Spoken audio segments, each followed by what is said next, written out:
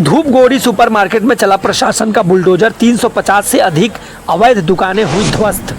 नमस्कार, मैं पंकज, आप सबका स्वागत है द ग्लोबली न्यूज अपडेट्स में। पश्चिम बंगाल के धूपगोड़ी शहर सरकारी भूमि को अतिक्रमण मुक्त करने के लिए अभियान के तहत जलपाईगुड़ी जिला प्रशासन ने सोमवार को धूपगोड़ी सुपरमार्केट परिसर में बड़ी कार्रवाई करते हुए 350 से अधिक अवैध दुकानों को बुलडोजर से ध्वस्त कर दिया।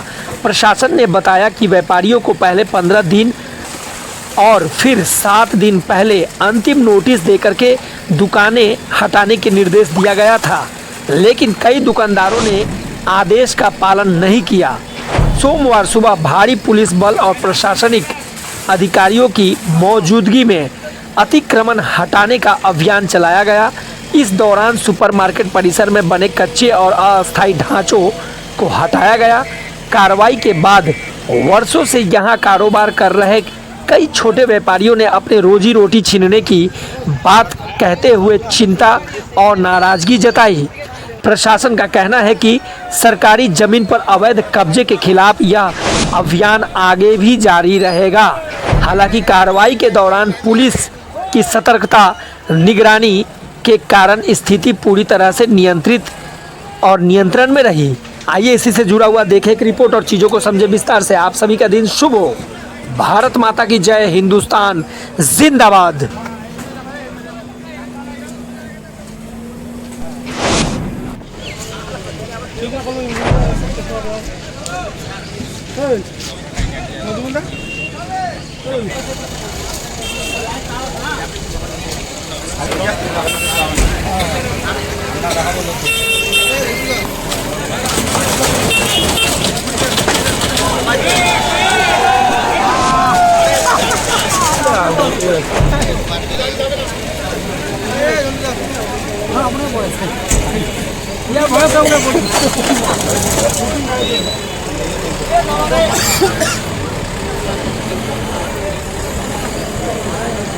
এবার যখন ভাঙতে ভাঙা বিরোধী না, আমাদের কথা ভাঙতে হলে সব ভাঙতে হবে। কেন পথ বিচার হবে?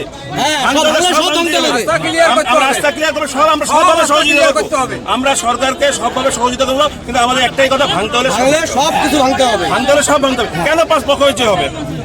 কেন একজন করে হবে আর একজন থাকবে না? কেন হবে এই জিনিস? কি অভিযোগ রয়েছে? অভিযোগে আমরা সবভাবে সরকারকে সহযোগিতা করবো এই ভাঙার বিরুদ্ধে, কিন্তু আমাদের কথা পরিষ্কার যখন হচ্ছে সম্পূর্ণ পরিষ্কার করতে হবে। মানে মার্কেটে যে কটি অবৈধ দোকান আছে সব পরিষ্কার করতে হবে। টোটাল পরিষ্কার করতে হবে। কেন এখানে আপনারা যে অভিযোগ করছেন তাহলে কি এক সাইডে বেছে বেছে বামপন্থী সরকার যখন ছিল, যারা এখানে নেতা তারা কিছু আমাদের এখানে ঘর হওয়ার কথা ছিল, ওই পাশে ঘর হওয়ার কথা ছিল, ওই সাইডে ঘরগুলো করে দেয়। তারপরে ওখানটা যে সেক্রেটারি ছিল প্রভাবশালী লোক, সে কিছু টাকা খেয়ে ওই ঘরগুলো চার করে দেয়। তখন ওখানে একটা ক্যাচার লাগলো। ক্যাচার লাগার পরে মার্কেট ফান্ড ওটা আমাদের করে দেওয়ার জন্য বলছে মার্কেটের ভিতরে কোনো দোকান থাকবে না, ওই সাইডে দোকান থাকবে, এই সাইডে দোকান থাকবে। আমাদের এখানে মাপটাপ নিয়ে গেল, তখন ওই ভুড়ি ওখানে লাগলো একটা ক্যাচার। এবার মার্কেটে যারা ফান্ডের দায়িত্ব ছিল তারা চিন্তা ভাবনা করলো, আমরা গরিব লোককে করে দেবো, কেন আমরা ক্যাচারের মধ্যে দেবো?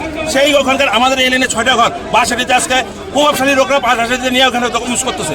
আমাদের এই লাইনে মার্কেট থেকে আসা তারা এখন যতই মিথ্যা কথা বলো, কিন্তু তারা তখন কিন্তু আমাদের এই লাইনে 6টা দোকানকে মাইবিয়া করে দিয়ে গেছে। আমাদের সরকারের সব রকমভাবে আমরা সহযোগিত, যেহেতু জঞ্জাল আছে পরিষ্কার হবে, সরকারের কাছে আমাদের আস্থা আছে, নিশ্চয়ই কোনো বিপদ। কিন্তু আমাদের কথা হচ্ছে ভাঙতে হলে সব ভাঙতে হবে। ভাঙতে হলে সব ভাঙতে হবে। দোকান আছে সব ভাঙতে হবে। আনুমানিক কত দোকান হতে পারে? টোটাল আমি বলছি 400 জায়গায় আটকানো আছে। তার মধ্যে কর্মজীবী লোক আছে 70 থেকে 80 জন। যেই জন্য এই 300 লোকের জন্য এই 100 লোকের হচ্ছে পেটে লাথি পড়তেছে।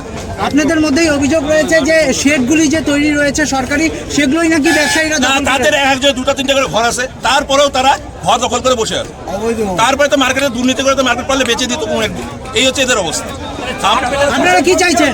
আমরা চাইছি আমরা সবভাবে সরকারকে সহযোগিতা করবো এই পরিষ্কারের বিরুদ্ধে, কিন্তু একটা কথা, পরিষ্কার করলে সব পরিষ্কার করবে, কোনো অবৈধ থাকবে না। আপনার নাম? বলরাম।